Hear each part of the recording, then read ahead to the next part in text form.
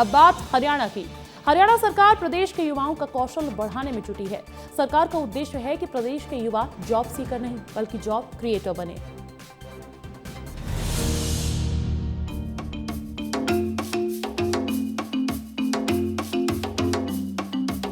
हरियाणा सरकार लगातार युवाओं के उत्थान में जुटी नजर आ रही है। सरकार का उद्देश्य है कि युवा अपने स्थानीय कौशल को आधुनिक तकनीक से जोड़ते हुए जॉब सीकर नहीं बल्कि जॉब क्रिएटर बने।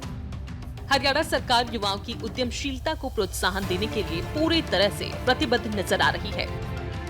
हरियाणा सरकार प्रदेश के युवाओं के लिए विशेष सब्सिडी जैसी योजनाओं के माध्यम से उन्हें सहयोग प्रदान कर रही है।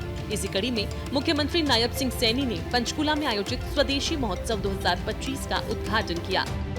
मुख्यमंत्री नायब सिंह सैनी ने युवाओं से आह्वान भी किया कि युवाओं द्वारा स्वदेशी तकनीक के विकास से न केवल नए उद्यमों को बढ़ावा मिलेगा बल्कि भारत को विश्व गुरु बनाने के लक्ष्य की दिशा में भी सशक्त योगदान सुनिश्चित होगा। वर्तमान स्टार्टअप युग में स्वदेशी की अवधारणा केवल पारंपरिक उत्पादों तक सीमित नहीं है बल्कि तकनीक, सॉफ्टवेयर, रक्षा उपकरण और सेमीकंडक्टर जैसे आधुनिक क्षेत्रों में भी स्वदेशी को बढ़ावा दिया जा रहा है। उन्होंने बताया कि हरियाणा में वर्तमान में 12 लाख से ज्यादा पंजीकृत MSME कार्यरत हैं, जो लगभग 65 लाख लोगों को रोजगार उपलब्ध करा रहे हैं।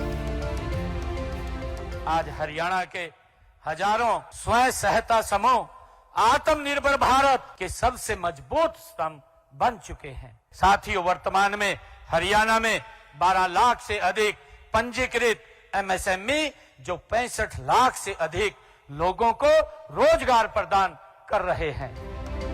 हरियाणा सरकार लोकल मैन्युफैक्चरिंग को वैश्विक मानकों के अनुरूप विकसित करने की दिशा में निरंतर काम कर रही है।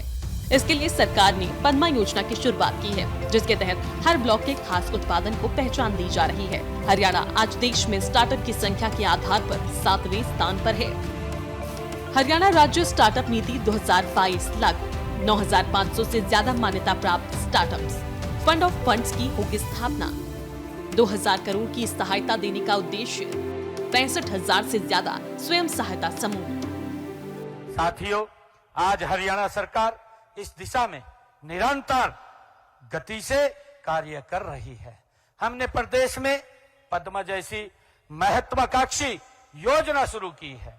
साथियों, इसके तहत हम प्रदेश में हर ब्लॉक में उस क्षेत्र से विशिष्ट उत्पाद को पहचान हमारी सरकार दे रही है। हरियाणा सरकार प्रदेश के आर्थिक विकास पर पूरा फोकस कर रही है। सरकार प्रदेश की अर्थव्यवस्था को ऊंचाइयों पर ले जाने के लिए निरंतर काम कर रही है। सरकार इसके लिए गांवों के कारीगर, स्वयं सहायता समूहों की बहनें और सूक्ष्म उद्यमियों को विकास यात्रा में भागीदार बनाने में लगी है। सीएम नायब सिंह सैनी ने इसके लिए कहा कि जब कोई महिला सिलाई, डेयरी या हस्तशिल्प का कार्य शुरू करती है तो वो केवल आजीविका नहीं बल्कि समाज का भविष्य गढ़ती है। हरियाणा में अब तक 65,000 से ज्यादा स्वयं सहायता समूहों को सशक्त किया गया है, जिनसे लाखों महिलाएं जुड़ी हुई हैं। उन्होंने स्वदेशी उत्पादों के उपयोग को बढ़ावा देने और प्लास्टिक मुक्त भारत और कचरा मुक्त हरियाणा के संकल्प को अपनाने का आह्वान किया है।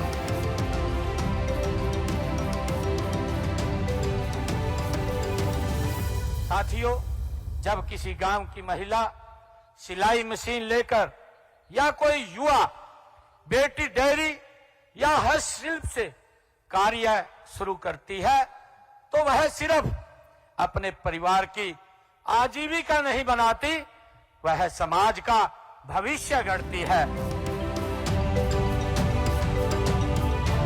हरियाणा सरकार का उद्देश्य साफ है कि प्रदेश का युवा खुद के बेहतर भविष्य को गढ़े और अपने साथ साथ दूसरों के लिए भी रोजगार के अवसर पैदा करे। इसके साथ ही सरकार ग्रामीण विकास पर भी फोकस कर रही है। प्रदेश के मुखिया सीएम नायब सिंह सैनी शनिवार को कुरुक्षेत्र के लाडवा विधानसभा क्षेत्र के गाँव बूढ़ा और गाँव बब्दी में धन्यवादी जनसंवाद कार्यक्रम के दौरान संबोधित कर रहे थे।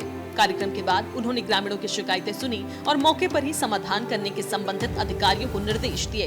इसके साथ ही उन्होंने गांव के विकास के लिए कई सौगातें भी दी है।